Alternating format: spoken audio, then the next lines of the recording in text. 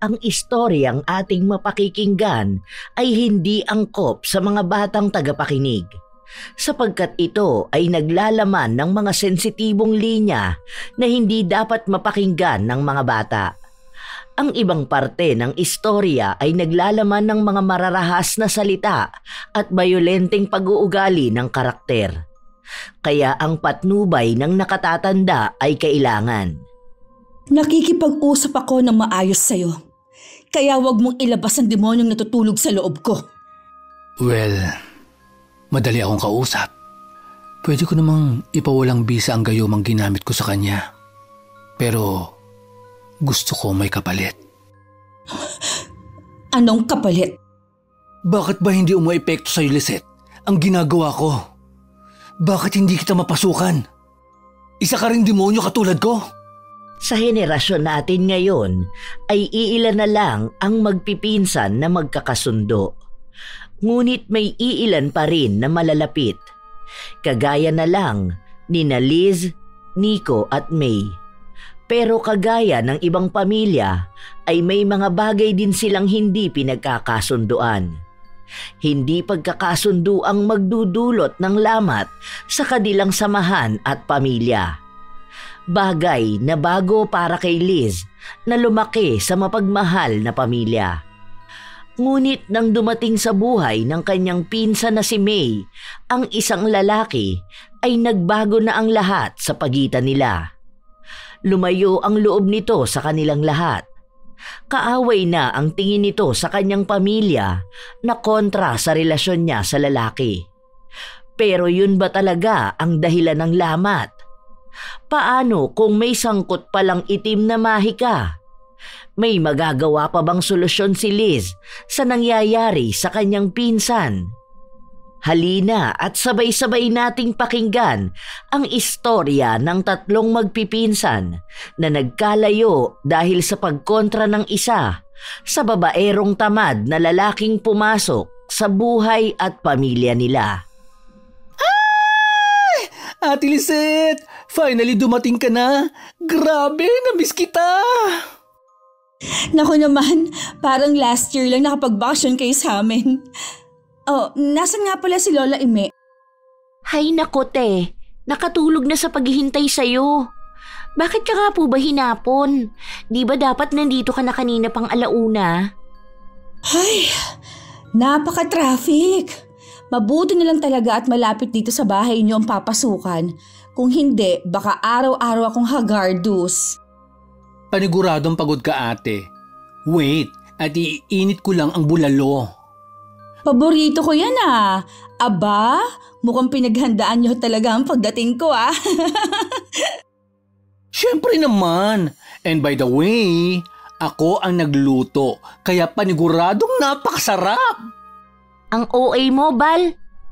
Ang sarap pa ng kanilang tawa ng magpipinsan sapagkat ilang buwan din silang hindi nagkita-kita. Madalang ding makasagot sa group chat nila si Lisette, lalo na nang maging abala ito sa pag-aasikaso ng kanyang mga dokumento.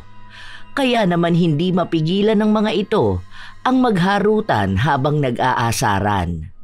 Nahinto lang yun nang biglang may dumating na isang lalaki. Anong ginagawa mo rito, Rick? Mag-usap tayo. Hindi pwede ang sinabi mo lang na ayaw mo na. Ate Lisette, samahan mo muna akong bumili ng soft drinks. Ang init dito eh. Parang sa impyerno. Ayos lang ba na iwan natin si May? Ayos lang po. Huwag ka mag-alala ate. Kayang-kaya ko to. Aangal pa sana si Lisette, pero hinila na siya palabas ni Nico. Nang makalabas na sila ay kumapit pa ito sa kanyang braso at kumakanta-kanta pa habang naglalakad sila papuntang tindahan. Malapit lang naman yun, kaya kaagad din nilang narating.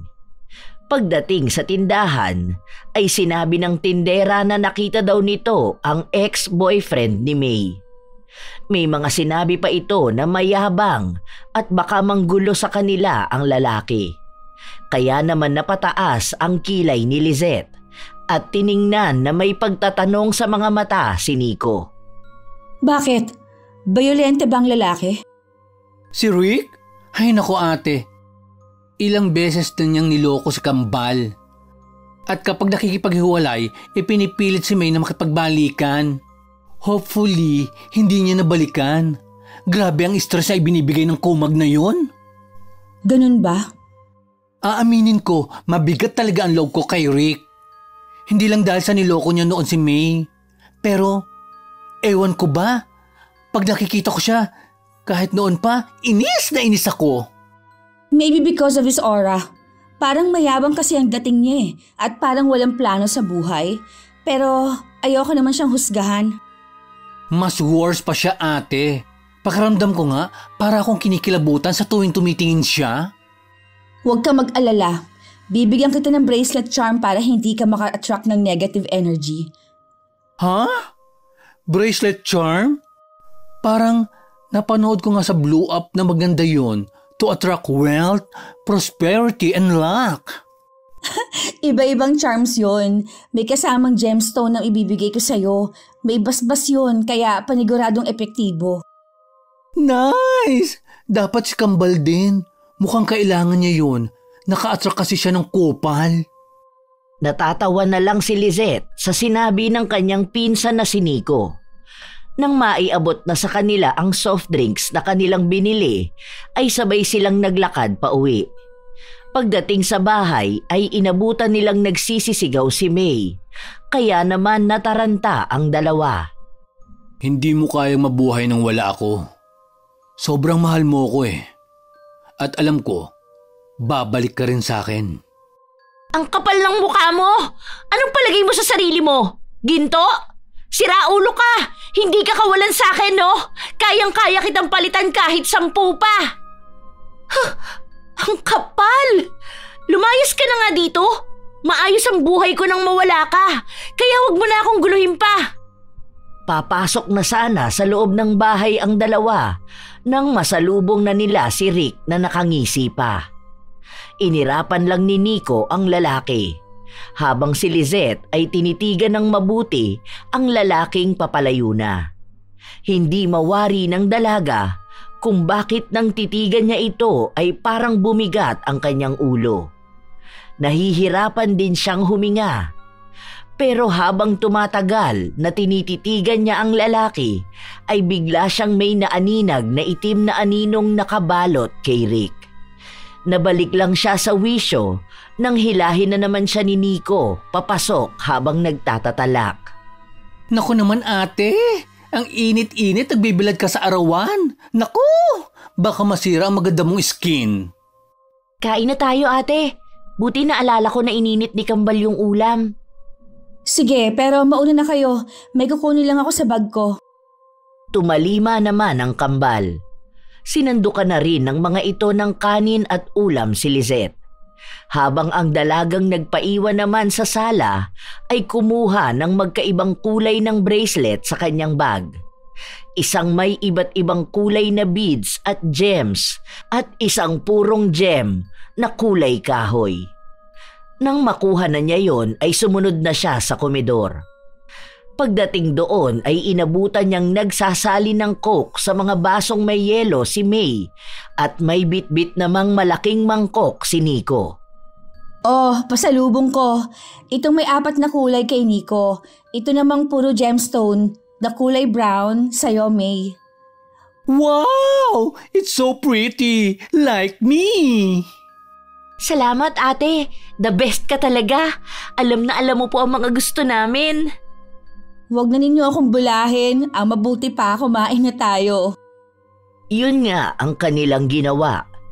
Nang matapos na silang kumain, ay magkakasama silang nanood ng horror movies na lagi nilang ginagawa kahit noon pa man. Bawat may iihi sa kanila ay sumisilip sila sa kwarto ni Lola Ime. Napansin kasi ni Lizette na hindi pa ito lumalabas. Ngunit pinaliwanag naman ni Nico na ganun talaga si Lola Ime dahil madalas gising ito ng madaling araw at nananahi. Nagkibit balikat lang ang dalaga at ipinagpatuloy nila ang kanilang ginagawa. Naabutan pa nga sila ng tatay ng Kambal Ngunit imbes na pagsabihan sila dahil wala pang nakapagsasaing, ay natawa pa ito. Nako, mukhang hindi niyo talaga pinagpahinga ang ate niyo ah. Papa? Hala, hindi pa ako nakakapagsaing. Ayos lang yun anak, magsalang ka na lang. Ay, 6:00 pa lang po ah. Napaaga po yata kayo ng uwi ngayon. Binilisan ko talaga ang pag-uwi at alam kong darating ang panganay ko. At dahil dyan, binilhan ko kayo ng ice cream na makakain nyo mamaya. Paniguradong bago kayo matulog, manonood na naman kayo ng mga nakakatakot. Salamat, Papa Jonas. Hindi bali po, hindi po kami masyado magpapagabi sa panonood at first day ko po bukas sa Alabang. Sige anak, basta wala nang lalabas mamaya ha. Of course, Pudra Bells. Good girls po kami. Napapailing na natatawa na lang si Jonas sa sinabi ng kanyang kaisa-isang anak na lalaki na may puso naman ng isang babae. Magkaganon pa man ay tanggap niya yon at hindi kailanman kinuwestiyon ang Diyos sa ibinigay sa kanya. Para kay Jonas, biyaya sa kanya ang kambal. Kaya kahit ano pang sabihin ng iba sa anak niyang si Nico ay hindi niya yon pinapansin. Ang mahalaga sa kanya ay mabuhay niya at maibigay niya ang pangangailangan ng mga ito. Kahit pa nga sabihing nasa wastong edad na ang mga anak niya. Siguro naman, ngayon nandito na si Ate Lisette niyo, ay ma-inspire kayo sa kung ano ang gusto niyo para sa future niyo. Of course! Pero, Papa, kung magtatrabaho po ako, paano na po si Lola Ime? Eh anong ginagawa ko? Pwedeng ako na muna ang tumingin kay Lola. Tapos, pasahurin mo na lang ako. Ang sabi mo, wala talagang tatanggap sa'yo. Kaya ako na lang. Basagulera ka kasi? Maldits! Aba, kasalanan ko ba kung hindi nila kayang tiisin ang ugali ko? Tama na nga yan. Baka mamaya, kayo pa ang magkapikunan. Natahimik naman ang mga ito. Napapangiti na lang si Jonas habang pinagmamasdan ang pamangkin at kambal na anak. Ang anak niyang si Nico ay piniling umextra lang sa paggugupit kahit nakapagtapos ito ng computer secretarial. Dahil na rin sa ito ang nag-aasikaso kay Lola Ime. Habang si May naman ay nahihirapang makakuha ng trabaho dahil na rin laging napapaaway. Nakatapos naman ang dalaga niya sa culinary. Kaso, natenga lang sa bahay. Sinubukan niya itong kausapin kung nais na lang sanang magtinda ng mga lutong ulam. Pero sa umpisa lang ito at hindi na umulit si May. Nasa ganong pag-iisip siya nang tapikin siya ng kanyang pamangkin. Huwag ka po mag-alala, Papa Jonas. Titignan ko po kung may bakanteng trabaho sa papasukan ko. Mukhang kakayanin naman po ni Nico. Sige anak, salamat. Magpapalit lang ako. At pagkaluto ng kanin ay kumain na tayo. Bumili nga pala ako ng lechong manok. Lumipas pa ang mga oras. Oras na sana para matulog sila. Nakahiga na sa kanyang kama ang dalaga nang makarinig ng pagkatok si Lisette sa kwartong ginagamit niya. Solo lang niya ang kwartong yun. Tumayo siya at binuksan ang pinto. Bumungad sa kanya si Lola Ime. May hawak itong blouse na alam niyang ito ang nagtahi. Inabot yon sa kanya at saka siya niyakap ng mahigpit. Dahil pipi ito ay alam ng dalaga na yon ang tanda ng pagmamahal ng kanyang Lola Ime. Nang yakapin siya ng matanda ay doon lang niya nakita ang pinsang hinihingal. Nasa likod ito at nakahawak pa sa kanyang bewang. Maraming salamat po sa blouse na to, Lola Ime. Isusuot ko po to bukas sa first day work ko. My gosh, Lola Ime! Tinakot mo ako. Umihi lang ako sandali. Bigla ka na lang nawala. Akala ko lumabas ka na naman. Ha? Bakit? Lumalabas sa madaling araw si Lola Ime? Ay naku ate, kung alam mo lang, kinuhanan ko lang siya ng makakain sa kusina. Pagbalik ko, walay na. Umiska po at nagpunta sa tindahan. Mabuti na lang at friendship ko ang bantay ng madaling araw na yon. Kaya na-message niya ako kaagad. May sasabihin pa sana si Lizette. Pero bigla na lang hinampas ng mahina ni Lola Ime si Nico ng isang damit na hawak pa nito. Natawa naman ang dalaga sa overreaction ng kanyang pinsan na akala mo ay talagang nasaktan. Umirap naman ang matanda at saka pinatong sa mukha ni Nico ang isang damit na katulad din ng tela nang ibinigay kay Lizette. Nang makita yon ng binatang may pusong babae, ay nagtatalo nito sa tuwa.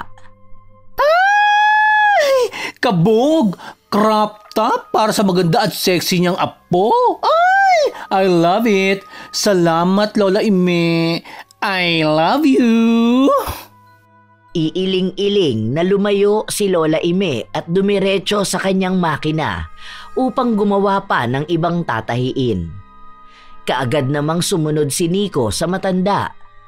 Si Lizette naman ay bumalik na sa kanyang higaan at natulog na. Kinabukasan ay maagang bumangon ng dalaga at naghanda ng almusal. Nang matapos na siyang maghanda ay naligo na siya at nag-ayos. Isinuot na rin niya ang blouse na tinahi ni Lola Ime. Sakto namang paglabas niya ng kwarto ay gising na rin ang lahat ng tao sa bahay maliban sa matanda na umaga na natulog. Good morning Pilipinas! Good morning to everyone! Ano ba naman yan, Bal? Ang aga-agang ingay-ingay mo. Kakabingi ka, ha? Ay, pasensya ka na. Puyat na puyat yarn. Kaloka. Tumigil na kayo. Ang mabuti pa, ipagtimpla niyo ako ng kape. Good morning! Ako rin, kape. Ako na magtitimpla. Nabigla naman si Nico sa inasta ng kanyang kakambal. Sapagkat sa tuwing mag-aalmusal sila ay hindi to kailanman nagpresenta na gumawa ng kape ng kanilang ama. Natatawa naman si Jonas sa ikinikilos ng kanyang anak na babae. Kilala niya ito. Kapag ganitong naglalambing ang anak ay may sasabihin nito o kaya ay may kailangan o hihilingin. Hindi na bago kay Jonas ang ganitong taktika ni May. Habang si Nico naman ay napakanta pa.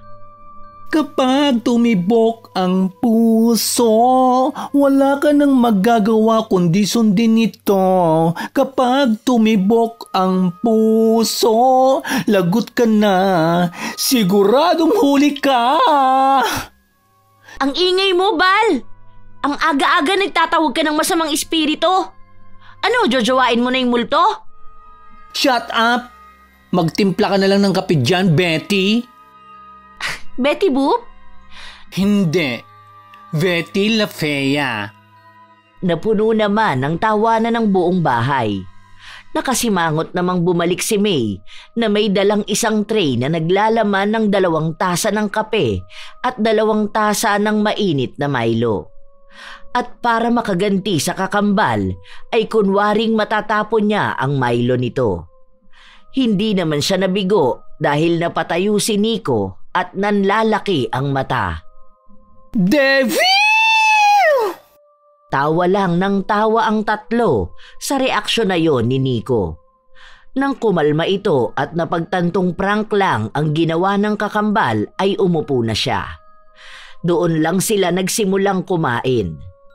Nang matapos na silang kumain ay naunang umalis si Lizette dahil ayaw niyang maipit sa traffic.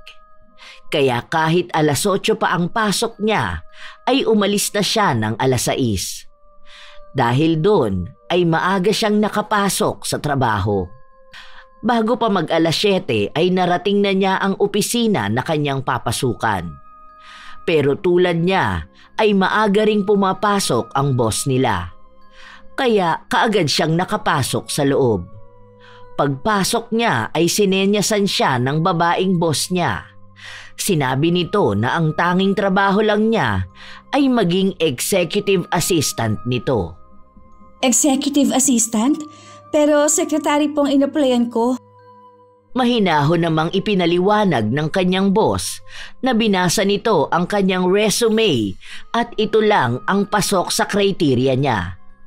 Ipinaliwanag din nito na ang tanging gagawin niya lang ay gumawa ng report ng lahat ng kanyang negosyo.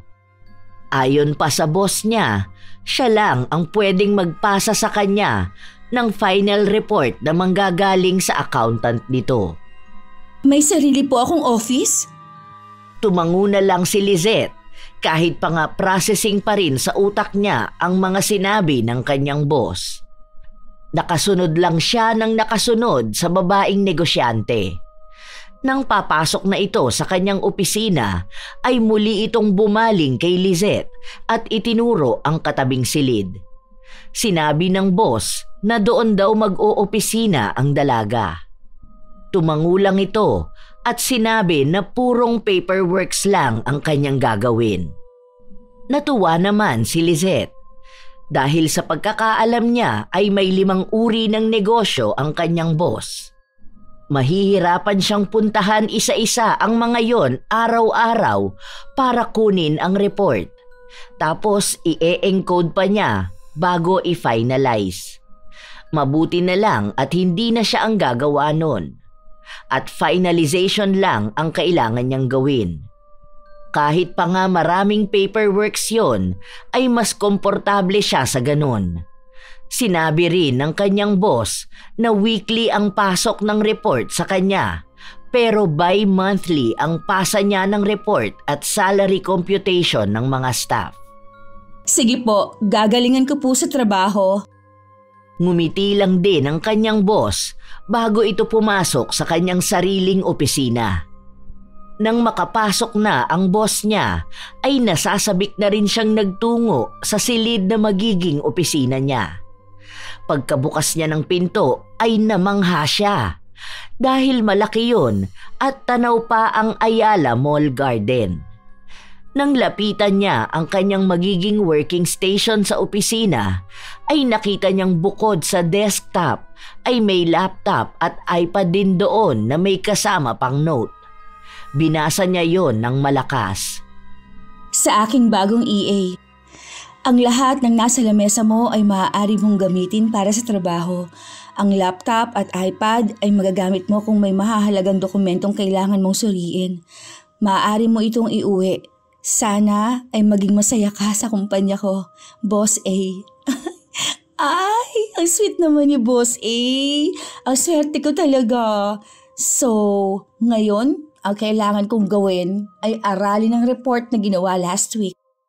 Yun nga ang ginawa ni Lizette. Buong araw ay inaral niya ang lahat ng report na pumasok nung nakaraang linggo. Ayon naman sa kanyang boss, ay yun ang kanyang gawin para hindi siya mahirapan. Ipinakilala rin siya sa lahat ng kailangan niyang kausapin at kontakin para sa weekly report na kakailanganin niya.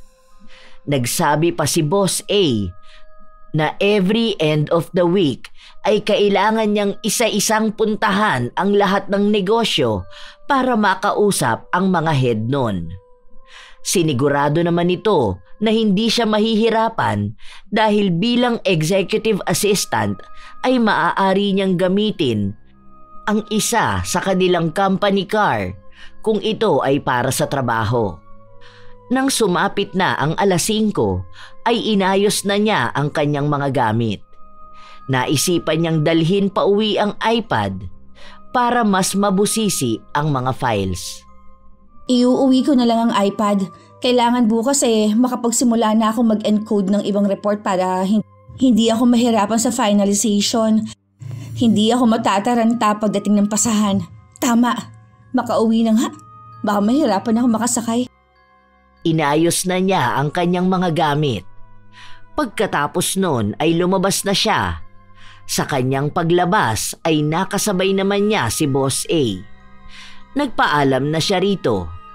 Ngunit bago pa man siya tumalikod ay tinanong na siya ng babaeng amo kung gusto ba niyang sumabay. Sinabi rin ito na malapit lang ang subdivision niya sa lugar ni Lizette. Paano po ninyo nalaman kung saan ako nakatira? Tatawa-tawa naman si Boss A na sinabi ang dahilan ng pagkakaalam nito ng kanyang tinitirhan. Ayon sa kanyang amo, dati palang mananahi sa pabrika ng kanyang mga magulang si Lola Ime.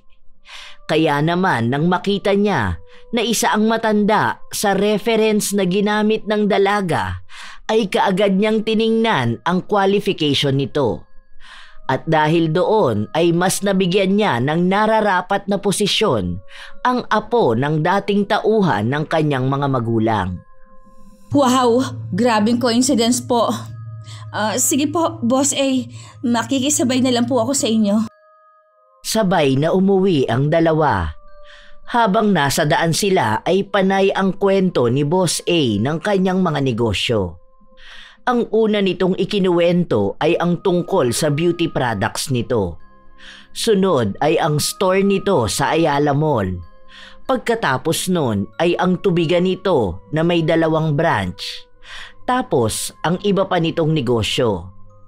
Natutuwa naman si Lizette dahil nakakuha siya ng ideya kung ano-anong klaseng negosyo ang kailangan niyang gawan ng report. Ilang minuto pa ang lumipas at narating na nila ang kanto kung saan nakatira si Lizette. Doon na lang siya nagpababa. Doon na lang po ako, Boss A. Maraming salamat po. Pagkababa niya ay hinintay muna niyang umalis ang kanyang boss bago siya naglakad papasok sa maliit na subdivision na kinatitirikan ng bahay ng kanyang Tito Jonas. Malapit lang naman yon kaya hindi na siya sumakay ng tricycle. Habang naglalakad siya ay nakita niya si May sa tindahan. Masayang nilapitan niya ito. May! Aba, mukhang hindi ka po naipit sa traffic ah. Oo, isinabay kasi ako na amo ko. Ibang way ang dinaanan niya kaya hindi na dumaan sa mga matatraffic na lugar. Ay, ang sosyal! Hinatid ng boss. Ay nako, ikaw talaga? Halika na nga't umuwi na tayo. Ano bang ginagawa mo dito? Hindi ka naman bumibili.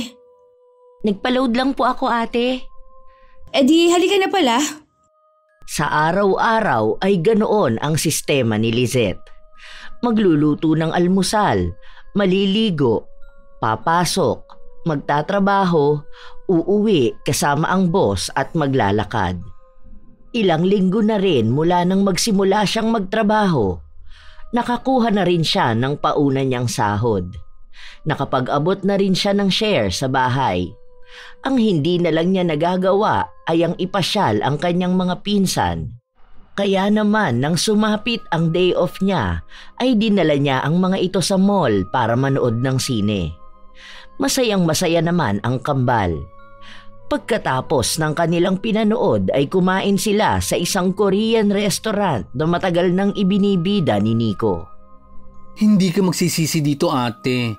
Bukod sa marami ang serving nila, sulit sarap ang mga foods. OA ka na naman. Tsaka mo? Umorder na lang tayo. Nagugutom ako lalo sa pagtatalo niyo eh. Yun nga ang ginawa ng dalawa. Nang makapag-order na sila ay masaya pang nagkukwentuhan ng tatlo nang biglang mag-ring ang cellphone ni May.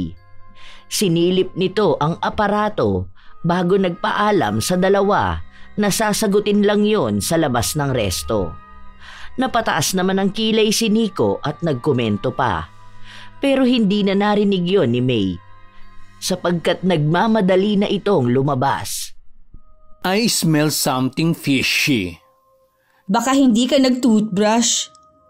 Nag-brush kaya ako, te. Pero alam mo, feeling ko kaya lumayo yun dahil ang tumawag ay walang iba kung hindi si Kupalogs. Ikaw talaga? Tamang hinala. Malay mo naman bago. Musang ka rin eh. Well, nasa dugo natin pagiging chismosa. Basta totoo lang ang sinasabi.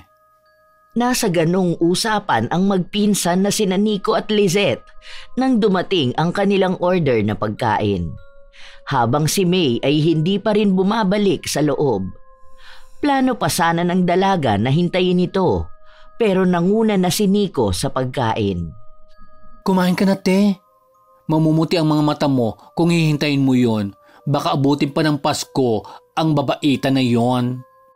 Ikaw talaga, masyado kang harsh sa kakambal mo. Siya na nga lang kamukha mo lagi mo pang inaaway. Di ba, ang laging bilin ko sa inyo, kayo ang magkakampi? Alam ko naman yun, te.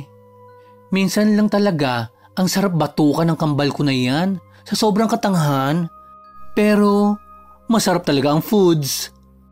Natatawa na lang si Lizette sa kanyang pinsan. Kumain na lang din siya at inenjoy ang pagkain. Ilang sandali pa ay dumating na rin si May. Makikita sa mga mata ng dalaga na galing ito sa pag-iyak. Hindi na lang sana pupunahin yun ni Lizette, pero prangka talaga si Nico. Si Rick na naman ang tumawag sa'yo. Ano na naman ba ang kailangan ng kupal na yon? Pinaiyak ka pa talaga, ha?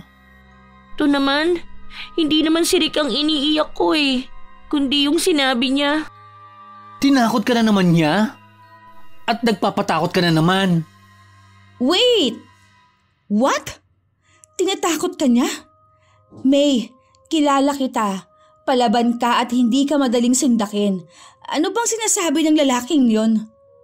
Papatayin daw niya ako at guguluhin ang buhay ng buong pamilya ko, ate. Wala akong future sa kanya. Pero natatakot ako para kila Papa. Di wag mong balikan. Hindi ka naman nag-iisa. Ano pa at tinawag tayong pamilya kung hahayaan namin saktan ka ng demonyo na yon? Tama si Nico, May. Mas gugustuhin namin protektahan ka kaysa malulunod ka sa apoy. Tama po kayo. Hindi ko alam kung bakit napaka-emosyonal ko nito mga nakaraang araw. Pero hindi ako to Hindi naman ako iyakin. Si Nico yun.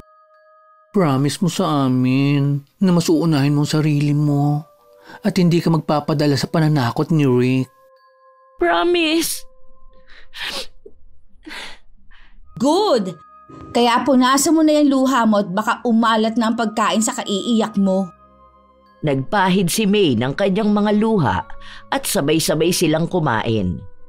Nang matapos na silang kumain ay nagtungo naman sila sa bread talk at bumili ng cheese bread para may pang-almusal sila kinabukasan. Pagkatapos nun ay bumili naman sila ng mga Bavarian donuts na paborito ni Lola Ime. Nang makabili na ay sakalang sila umuwi. Sakay ng taxi ay panay ang kulitan ng tatlo. Nag-aasaran at nagpaplano ng outing para sa darating na kaarawan ng kambal. Baka naman gusto niyo pa ng may clown. Bata lang ang peg. Hindi ba pwedeng poging umaalon-alon na lang? Yak, kadiri ka talaga. Kung mag-out of town na lang tayo. 3 days and 2 nights sa Tagaytay, tapos tayong pamilya lang. Ay, bet ko yan. Ay, ako rin. Tapos tanaw na tanaw natin ang Taal with a lot of foods. Gorabels na yan. Sige, kakausapin ko si Tito para makapag-book na ako ng tutuluyan natin. Ang alam ko, maraming transient house sa Highland. Kahit pinag-uusapan pa lang nila ay nasasabik na ang tatlo. Hindi lang dahil makakapunta sila sa Tagaytay, kundi magkakasama pa sila. Tapos, sasakay tayo ng Ferris wheel with viewing the night light of Tagaytay. Ay, ang saya-saya, no? Nagtatawanan pa sila nang biglang huminto ang taxi na kanilang sinasakyan. Doon lang nila napagtanto na nakarating na pala sila sa bahay. Kaya naman nagbayad na si Lizette bago sila bumabang tatlo. Pagkababa nila ay sakto namang dumating si Rick. Biglang nagbago ang mood ng tatlo. Kumapit sa braso ni Lizette si May na hinawakan naman ang isang kamay niya. Habang si Nico ay nakapamewang pa at nakataas ang kilay. At ano na naman ang ginagawa mo dito? Manggugulo ka na naman? Gusto mo bang ipablatter kita? Ano bang pakialam mo? Hoy bakla, Huwag kang magtapag-tapangan ha. Baka pag napikon ako sa'yo, lumod ka. Yak! Kadiri! Anong tingin mo sa sarili mo? Gold? Ay, kadiri talaga. Hayaan niyo na siya. Pumasok na lang tayo. Mabuti pa ate nyo, mabait. Saan ba nagmana ang bakulaw na kakambal mo, May? Tumigil ka na, Rick. Kahit anong gawin mo, hindi na ako babalik sa'yo. Kunin mo na lang itong binili kong brownies para makaalis na ako. May pagdadalawang isip man ay kinuha na lang yun ni May para umalis na ang lalaki. Nang makuha na ng dalaga ang iniaabot ng kanyang ex-boyfriend, ay umalis na rin ang lalaki. Pagkaalis nito ay sakalang pumasok ang tatlong magpipinsan. Pagpasok nila ay inabutan nilang nagtatahi si Lola Ime. Habang si Jonas naman na ama ng kambal ay nakatulog na habang nakaupo sa tumba-tumba.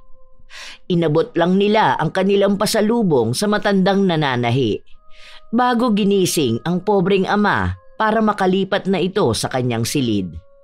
Pa, lipat ka na po sa kwarto mo. Ako na pong bahalang magbantay kay Lola.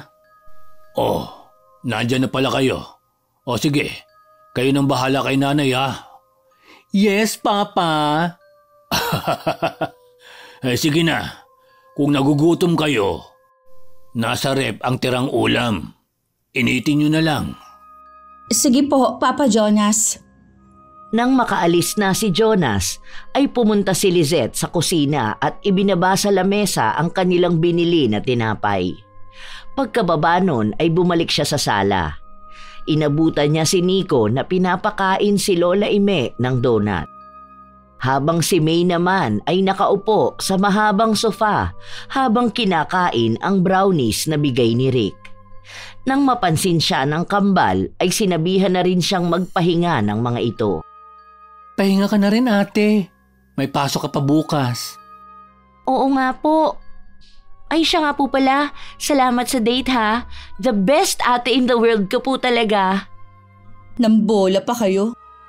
Sige na. Ay, pahinga na rin ako. Nakakapagod din pala ang manood ng sine. Good night, kambal. Good night ate. Good night po. Simula ng araw na yon ay naging maayos naman ang pamumuhay ng kanilang pamilya. Mas lalo ring humigpit ang bigkis ng tatlo. Ngunit ang akala nilang tuloy-tuloy ng saya ay may katapusan din pala. Dahil isang araw ng linggo ay bigla na lang dumating si Rick na may daladalang bag. Labis ang naging pagkalito ni Nico at Lizette. Lalo na nang salubungin ito ng mahigpit na yakap ni May. Wait! Ano to? May! Akala ko ba nagising ka na? Mahal namin ng isa't isa. Kaya sana naman hayaan niyo na lang ako. Eh bakit may dalang bag yan? Magtatahanan kayo? May, wag naman ganito. Hindi kami magtatahanan. Dahil dito na siya titira. Magsasama na kami. Nababaliw ka na ba? Alam ba ni Papa ang kabobohan mo? Mahiya ka naman. At ikaw naman lalaki, ang tigas din talaga ng mukha mo, no? Anong pang-uto na naman ang sinabi mo sa kapatid ko? Ako? Ang kapatid mo nga nagmamakaawa sa akin para makipagbalikan eh. Ano bang problema mo, Nico? Bakit ba ayaw mo ako maging masaya? Si Rick ang buhay ko. Isa pa, buntis ako ngayon at siya ang ama. Parehas na nagulat sina Lizette at Nico. Wala sa loob na napatitig si Lizette sa mga mata ni May. Sa kanyang paningin ay nagpurong itim ang mata ng pinsang babae. May kakaiba ring aura na bumabalot dito. Pero nabaling ang atensyon niya sa kanyang tiyuhin na bigla na lang sinuntok si Rick. Hayop ka? Ang kapal ng mukha mong buntisin ang anak ko. Paano mo siya bubuhayin? Anong ipapakain mo sa anak ko at magiging apo ko? Daliri mo? Pa, wag! Huwag mo pong saktan si Rick. Nagmamahalan po kami. Parang awa niyo na. Nagulat man sina Nico at Lizette ay pilit nilang inaawat si Jonas. habang si May naman ay nakaharang kay Rick para hindi ito masaktan ng ama.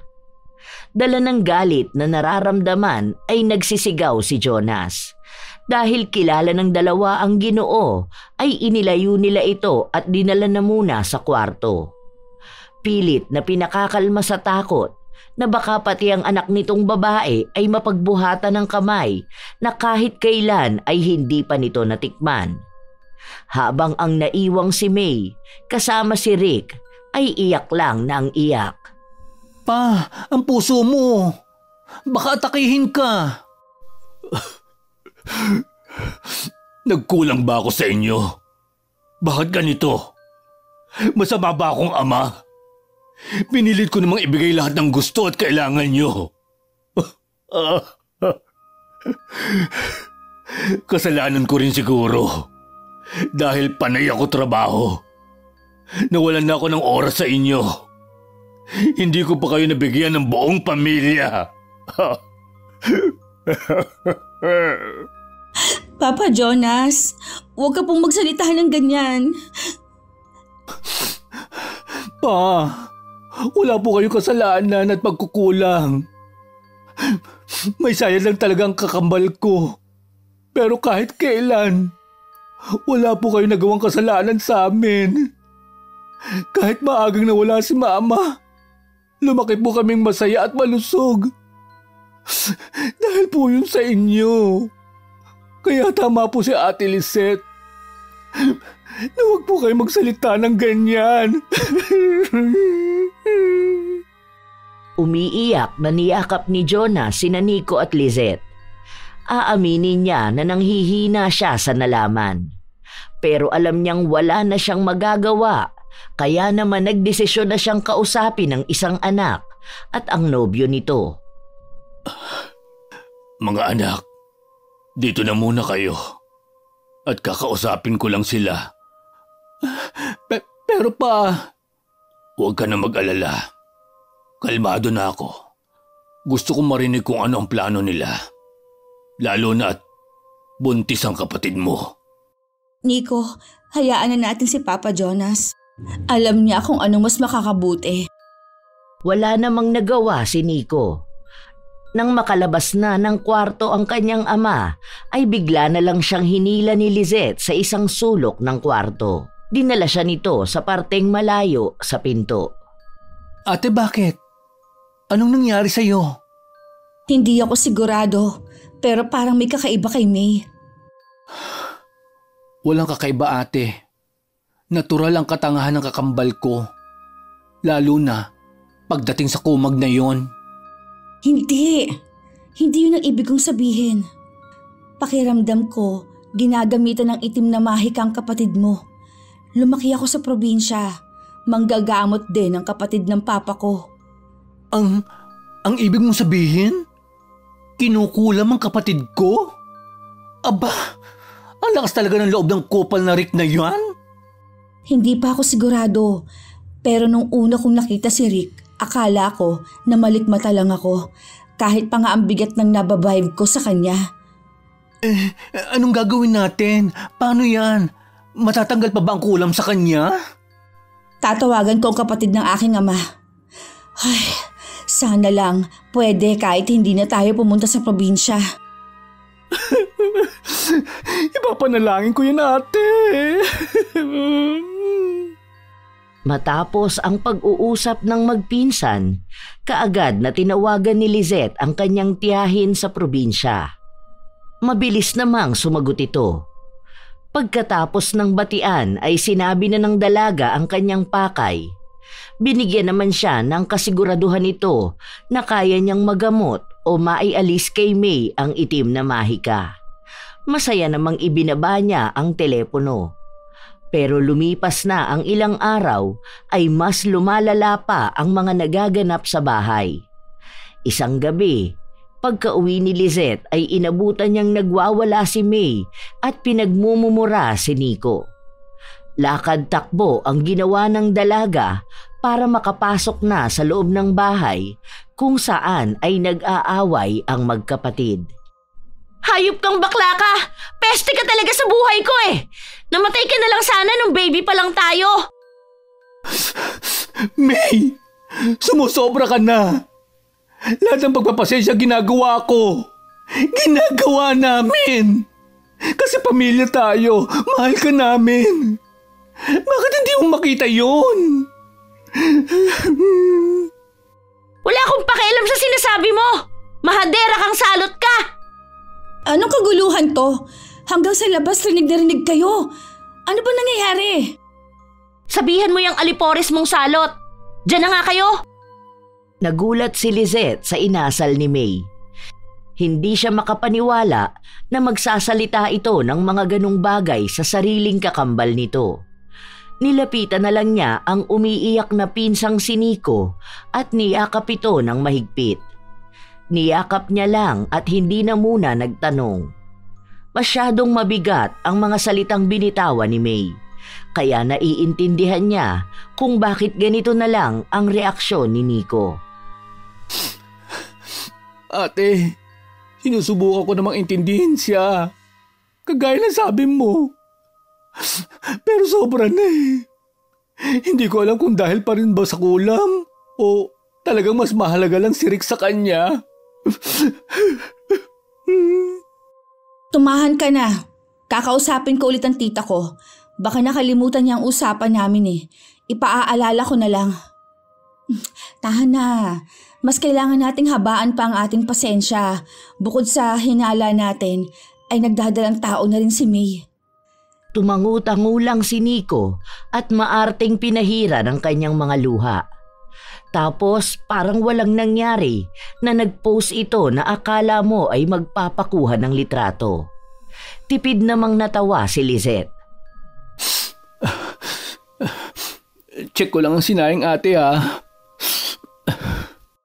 Sige, at lalabas muna ako. Kakausapin ko lang si tita para ipaalala sa kanyang naging usapan namin. Nang makaalis na si Nico ay tumayo na rin si Lizette. Kinuha lang niya ang kanyang cellphone at dinayal ang numero ng kanyang tita na nasa probinsya. Ilang ring lang ay sumagot naman na ito. Hello, Tita Eden? Naaalala niyo pa po ba ang napag-usapan po natin nung isang araw? Sumagot naman ang kanyang tiyahin na nagawa na niya ang ritual. Ngunit mukhang hindi simpleng itim na mahika ang ginamit sa kanyang pinsan. Mahikang hindi magagamit ni numan. At tanging ang naglagay lang nun kay May ang maaaring mag-alis ng bisa. Sinabi rin ni Eden na matinding gayuma ang ginamit sa kanyang pinsan. At ang tanging paraan na lang nila ay makausap ang nagpataw at makiusap na tanggalin na ang bisa. Hindi po ba kaya ng ibang paraan? Parang malabo po ang sinasabi ninyo eh. Ipinaliwanag ni Eden sa pamangkin na kapag pinatagal pa nila ay maaari ng masakop at maging papet ang kanyang pinsang babae. Kaya kahit labag sa loob ni Lizette ay susubukan niyang kausapin si Rick. Susubukan ko po na kausapin ang sa palagay ko na naglagay sa kanya. Pero hindi po siguro sa ngayon. Salamat po, tita. Lumipas pa ang 3 araw bago nagkalakas loob si Lizette na kausapin si Rick. Nang lumabas ito ng kwarto ay kinuha na niya ang pagkakataon at inaya ito sa labas para mag-usap. Hindi naman nahirapan ng dalaga dahil kaagad na nagpaunlak ang lalaki. Nang nasa labas na sila ay sinabi na niya ang kanyang pakay. Didiretsuhin na kita. Alam ko na may inilagay ka kay May. Iba ka talaga. Maganda. Matalino. Kamangha-mangha. Hindi ko inakala na malalaman mo ang sikreto ko. Mukhang marami kang alam sa mga ganong bagay ha. Rick, nakikiusap ako sa'yo. Tanggalin mo na kung anumang mahikang inilagay mo sa pinsan ko. Minahal ka niya at alam kong may puwang ka pa rin sa puso niya. Kaya kahit na alam ko na ang ginawa mo, ay pinipilit kong sarili ko na tanggapin ka. Para sa pinsan ko. Hindi kaagad sumagot si Rick. Bagkus ay inikutan nito si Lizette at inamoy-amoy pa ang buhok. Naiirita man ay mas pinili ni Lizette na hindi yon pansinin.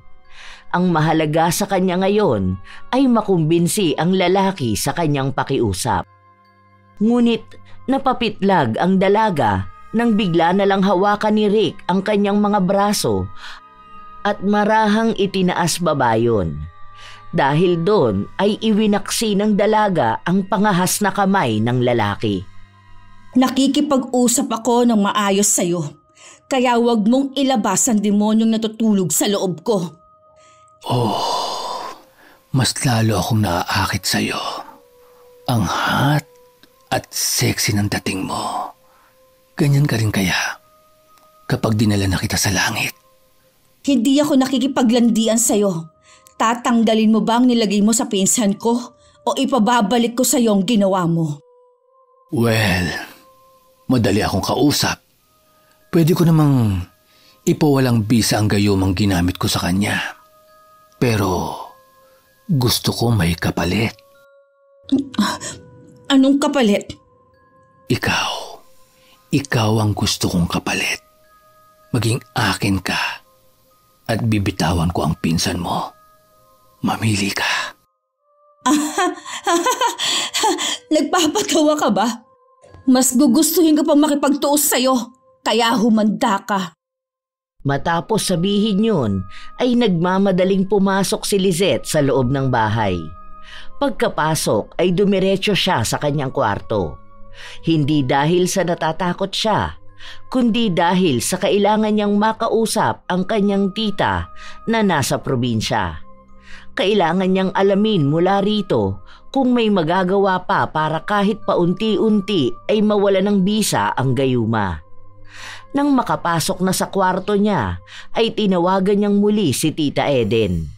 Isang ring pa lang ay sumagot na ito. Tita, may problema. Hindi pumayag ang naglagay. Papayag lang daw siya kung ako ang papalit. Tita, may ibang paraan pa naman po, di ba? Kahit hindi bilang lunas, kahit paunti-unti. Sumagot naman si Eden at sinabi sa pamangkin ang nalalaman. Ayon sa tiyahin ay may magagawa sila, pero hindi nga lang biglaan. Nabuhayan ng loob si Lizette sa sinabi ng babae. Ayon pa rito, gabi-gabi niyang dadasalan si May. Ang kailangan lang di umanong gawin ng dalagang si Lizette ay ang araw-araw na pagpapausok sa loob at labas ng bahay tuwing sasapit ang 6:00. Kasabay nun ay mananampalataya siya sa bundok. Sinabi pa nito na may ipapadala itong mensahe ng detalye na kanyang gagawin. Talaga po, maraming salamat Tita Eden. Nang matapos ang kanilang pag-uusap, ay inabangan ni Lizette ang mensaheng ipapadala ng kanyang tiyahin. Hindi naman siya nabigo dahil ilang minuto pa lang ay tumunog na ang kanyang telepono. Nang pindutin niya yon ay lumabas ang mensahe ni Eden. Mahina niyang binasa yon. Bukas, araw ng Martes, ay magpausok ka ng insenso na may kasamang asin at lagyan mo ng langis na pinadala ko. Ilibot mo sa buong bahay. Kung may pagkakataon ay mausukan din sana ang pinsan mo. Well, gagawan ko na lang ng paraan to. Ang kasunod na araw, ang pagpapausok ay Biyernes. Sa parehas na araw ay pakainin mo ng pagkaing dadasalan si May. Napaisip bigla si Lizette kung kaya ba niyang dasalin ang Latin na mga salitang kasama ng mensahe ni Eden. Kabado man ay pumasok din sa kanyang isipan na kung hindi niya gagawin ay mawawala ng saysay ang mga ginagawa ng kanyang tiyahin. Kaya ko to. Kailangan ko subukan. Kinabukasan ay ginawa nga yun ni Lizette. Kinasabwat niya rin si Nico para mas magbukhang totoo ang gagawin nilang palabas. Nang sumapit na ang 6:00 ay inumpisahan na nila ang pagpapausok. Inuna nila sa harapan ng bahay, papasok sa loob. Nang matapos na sa sala, ay inisa-isa rin nila ang mga kwarto. Nang sa kwarto na nila May ay pasimple munang pinatakan ng langis ni Lizette ang pausok. Pagkatapos nun ay kumatok siya. Nakakadalawang katok pa lang siya ay bumukas na ang pinto at bumungad ang nakasimangot na mukha ni May. Ano na naman ang kailangan nyo? Uso ang dengue ngayon, kaya nagpapauso kami ng buong bahay. Papausukan rin namin ang kwarto nyo para hindi lumipat dito. True. Nabalitaan ko nga na sa kabilang subdivision, marami ang namatay sa dengue. Whatever. Dalian nyo lang at nagpapahinga ako. Nakakapagod na pala ang paghilata at pagtambay. Naku, Ate Lisette, dapat mas maraming usok at napakalaki ng lamok na namamahay dyan. Tumigil kang bakla ka ha? Lintik na to. Tama na yan. Magpausok na tayo, Nico, para matapos na. Nag-irapan pa ang kambal bago napausukan ni Lizette ang kwarto ni May. Hindi naman yon alintana ng natutulog na lalaki. Patapos na sana sila nang bigla na lang nagsuka si May. Parehas na nagulat sina Nico at Lizette. Gosh! Ano yan? Bakit kulay green? Naku, halika muna sa kusina. Magbumug ka muna at uminom ng juice. Sige. Inabot na muna ni Lizette ang hawak na pangpausok kay Nico at saka niya inalalayan ang pinsang si May. Inalalayan niya ito hanggang sa makarating sa kusina. Dumiretso sa harap ng lababo ang dalawa. Doon ay sumuka si May. Nang kumalma na ang sikmura nito, ay mabilis na inabot ni Lizette ang baso ng juice na kanina pa nakahanda. Dire-diretso namang ininom yon ni May. Maayos na ba ang pakiramdam mo? Okay na ako. Papasok na ako sa kwarto at kailangan ko magpahinga. Ay, wala man lang thank you. VIP lang ang peg. Ano ka, amo dito? Tigilan mo ako, Nico. Hindi ko hinihingi ang tulong niya, kaya wala akong obligasyon na magpasalamat. Aba, talaga naman. Hayaan mo na. Sa loob ng isang buong buwan ay ganon ang ginagawa ni Lizette at Nico tuwing araw ng Martes at Biyernes. Sa paglipas ng mga araw na yon ay napansin naman nila ang unti-unting pagbalik sa normal ni May. Hindi na perpekto ang tingin ng babae sa kanyang kasintahan. Paminsan-minsan ay napupuna na nito ang kilos ng lalaki. Ngunit dahil doon ay nakahalata si Rick. Kaya nang minsang malalim ang gabi ay pinasok niya ang kwarto ni Lizette. Pinagmasdan niya ang babaeng natutulog na walang kamalay-malay sa kanyang pagpasok. Napakaganda mo talaga. Napakakinis pa ng balat mo. Para kang Diyosang bumaba sa lupa. Dahil sa pagnanasang nararamdaman ng lalaki, ay hindi niya napigilang haplusin ang makinis na balat ni Lizette. Dahil doon ay nagising ang dalaga at nasapak sa mukha si Rick. Napaatras naman ang lalaki. Ay, anak ng kwago! Hoy Rick! Anong ginagawa mo sa kwarto ko? Aray! Ang sakit nun ah! Anong ginagawa mo dito? May masama kang balak, no? Masamang balak? Ikaw ang nauna. Akala mo ba, hindi ko alam ang ginagawa mo? Dahil sa'yo, lagi akong inaaway ni May. Kaunting bagay lang, nagagalit na siya sa akin. Oh? Baka nawala ng bisa ang gayuma mo. Tignan natin. Baka sa susunod, ikaw na magmakaawang haplusin ko ang iyong... Hindi na naituloy pa ni Rick ang kanyang sasabihin dahil bigla na lang lumitaw sa nakabukas na pinto si Nico. Galit na sinugod nito si Rick. Dinamba niya ang buhok ng lalaki at pasabunot na niyugyug-yugyug yon habang nagsisisigaw. Manyakas kang tukbol ka! Itong bagay sa'yo! Ito pa! Yun naman ang inabutan ni May. Nagulat ito sa kanyang nakikita.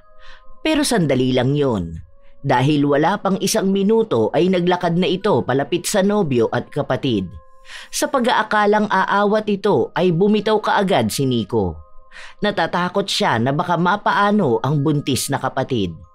Ngunit nagulat silang lahat sa sunod na ginawa ni May. Tama nga sila. Hayop ka. Ang tagal kong naging bulag sa'yo. Ipinaglabang kita sa pamilya ko. Pinalamon ka ng tatay at ate ko. Tapos nandito ka ngayon sa loob ng kwarto ni Ate Lizette? Ano na naman ang idadahilan mo? Nag-sleepwalk ka? Gasgas na ang linya mo na yan. Pang-ilang beses na ba to? Nung nakaraan nahuli kita sumisilip sa banyo habang naliligo si ate. What? Ano? Hindi pinansin ni May ang dalawa. Nakatuon lang ang atensyon niya kay Rick. Nang walang ano-ano ay bigla na lang niyang sinapak mang malakas ang lalaki at saka sinipa sa kargada nito.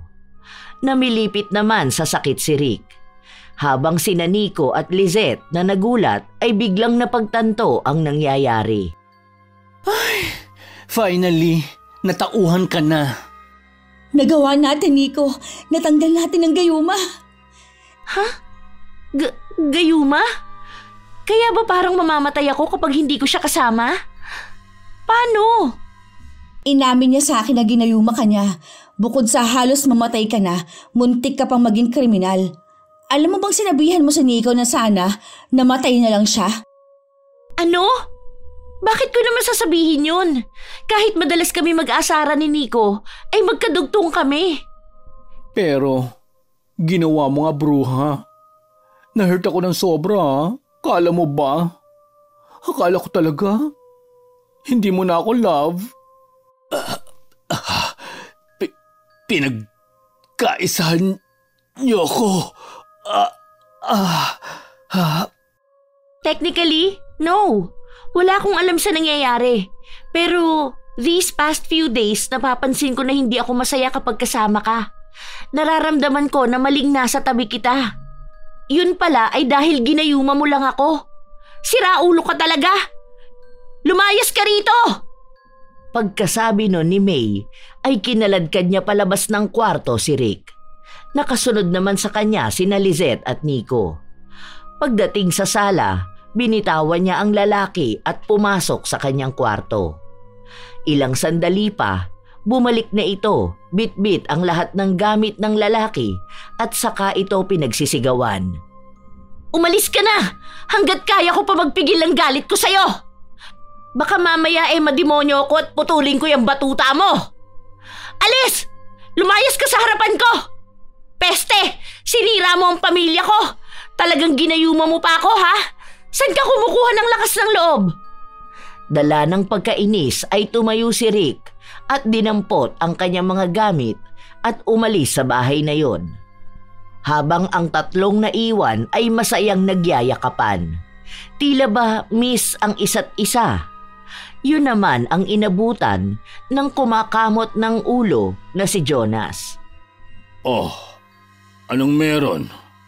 Bakit gising pa kayo? Kumalas si May sa yakap ng dalawa at walang pag-aalinlangang yumakap sa ama. Kasabay nun ay ang paghingi nito ng tawad sa kanyang mga nagawang kapusukan. Nabigla naman ang Ginoo at marahang kinapa ang noo, leeg, maging ang kilikili ng anak na babae. Tila ba hindi ito makapaniwala. Papa, sorry kung lagi kitang binibigyan ng sakit ng ulo. And thank you kasi kahit bad ako love mo pa rin ako at hindi ako pinapabayaan. Grabe, sising-sisi talaga ako sa mga pagkakamali ko. Isa pa nga po pala, wala nang ama ang apo mo. Pero swerte ko kasi may lolo pa rin po siya na kagaya mo. Nak, nalipasan ka ba ng gutom? Pa naman, naglalambing ako at nagdadrama tapos ganyan pa sasabihin mo. Napuno naman ang tawanan ng kanilang tahanan. Dahil sa pangyayaring yon ay mas lalong naging malapit ang tatlo. Lalo na nang mag-anim na buwan na ang tiyan ni May. Laging ipinagluluto ni Nico ang kanyang kakambal. Si Lizette naman ang pinaglilihian niya. Lagi niya itong hinahanap-hanap. Si Lola Ime naman ay panay ang tahi ng mga damit pang bata. Tinuruan din ng matandang babae na magganchilyo si Buntis. Kaya kapag wala pa si Lizette ay nalilibang siya. Nakagawa ako ng bonnet at sapatos. Ang galing-galing ko talaga. Siyempre, mana ka sa akin eh. May bago pa ba ron? Ang kapal! Tanggapin mo na lang kung gusto mong ibigay ko sa iyo ang empanada ala Nico. Hello everyone! Nandito na ako! Ay, ang aga mo yata ate. Maaga akong pinauwi ni Boss A. Oo nga pala, Nico, bet mo bang makatrabaho ako? Trabaho? Anong trabaho? Kailangan ko ng PA. Pwede ka? Sayang din yun ha, 12,000 monthly plus weekly allowance pa. Go, go, go! Bet ko yan! Love it! Hulog ka talaga ng langit, Ate Lisette! Habang si Rick naman ay patuloy na sinusubukang gayumahin si Lisette. Ngunit sunod-sunod na kabiguan lang ang natatanggap niya. Bakit ba hindi umiepekto sa'yo, Lisette, ang ginagawa ko? Bakit hindi kita mapasukan? Isa ka ring demonyo katulad ko! Habang masayang nagpapatuloy sa buhay ang pamilya nila Jonas, May, Nico, Lola Ime at Lisette, pati na ang batang paparating pa lang ay patuloy naman sa pagbagsak si Rick. Dahil sa mga panggagayumang ginagawa nito sa iba't ibang babae ay nakarma siya. Nagkaroon siya ng diferensya sa pag-iisip. Magkaganoon pa man, ay hindi nawala sa kanya ang pagiging mayabang na nagdala sa kanya sa kapahamakan nang minsang sinubukan niyang landiin ang isang babae sa bar. Hindi lang siya nabugbog, nagkaroon na rin siya ng kapansanan. Nalumpo siya at nagkaroon ng iba't ibang sakit sa balat. Sa kahit anong pagsubok na ating kakaharapin, ay may iilan lang na nananatili sa ating tabi upang tayo ay hindi tuluyang malunod sa kumunoy na gawa ng ibang tao. Ilang paalala mula sa istoryang ating napakinggan na sa mga nangyayari sa ating buhay ay huwag natin hayaan na makalimutan ng puso ang pagmamahal natin sa ating pamilya. Ang hindi pagsuko at haba ng pasensya sa taong mahal kagaya ni Lisette ay magdudulot ng maganda, lalo na kung ito ay wagas at dalisay. Ngunit atin ding tandaan na sa mundong ito ay iilan na lang ang tunay. Mas marami na ang nagpapanggap lang at nanggagamit. Maging mapanuri tayo at mapagbantay sa ating papapasukin sa ating buhay. Kaya naman ating pahalagahan ang totoo at iwasan ang mapanlinlang. Laging tandaan na ang kasamaan ay hindi kailanman magwawagi sa kabutihan. Shout out sa ilan sa mga solid na taga-suporta ng mga istorya ni Lola Telang. Isang magandang araw kina Fe Kapulong, Pamela Talaok, Ging Estrada, Ira Acevedo, Marisa Villanueva, Esther Asadon, Irma Sana Mendoza, Janine Mamon, Rebecca Verceles, Joy ng Bataan, Marie Lightworkers 720 ng La Union, Marie Sumading ng Binangonan Rizal, Jessie Testa, Belen Malbas, Bembem Lamata, Riza Bingko, Lily Munar, Natividad Tolibao, Linda Marie Cowley, Alfreda Tamsakdan Alano, Jerry Berden 542 ng Panabo City, Charlene Gumansing, Tambayan ni Arna, Thalia Thalay ng Jeddah, Kingdom of Saudi Arabia, Liza Riano, Violi Leharso, Cecil Sabroso, Marge S. Razon, Estela Cabral da Silva, Rosemary Cao, Jeanette Takazawa ng Japan, Elizabeth Hardenil ng Kawaguchi, Japan. Ito ang inyong Lola Telang at maraming salamat sa pakikinig. Hanggang sa susunod mga apo.